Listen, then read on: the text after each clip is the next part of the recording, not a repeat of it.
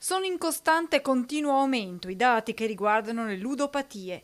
Nel 2015 in Veneto si registravano 1761 casi, saliti a 1903 nel 2018. Trend simile anche nella Marca, dove dai 310 soggetti trattati dall'ULSS nel 2015 si è passati a 354 nel 2018, mentre nei primi 6 mesi del 2019 le persone prese in cura sono già 243.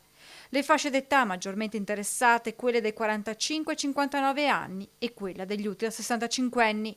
Dati che spingono i comuni del Trevigiano ad operare su due fronti, quello della prevenzione e delle ordinanze.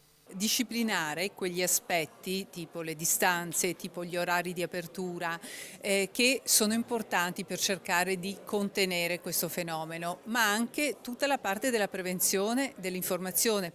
Ordinanze che in passato però sono state oggetto di ricorsi, anche in tal senso l'Associazione dei Comuni della Marca sta intervenendo.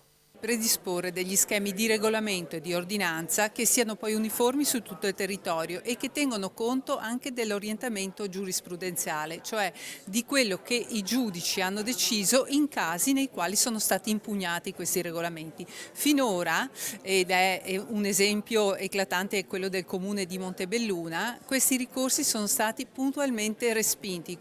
Se da un lato ci sono i comuni con gli strumenti a loro disposizione, dall'altra ci sono i servizi per le dipendenze delle ULSS.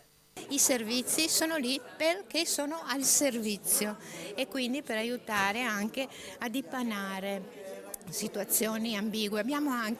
Stiamo avviando anche un sito web sul quale ci sarà una parte proprio dedicata alle famiglie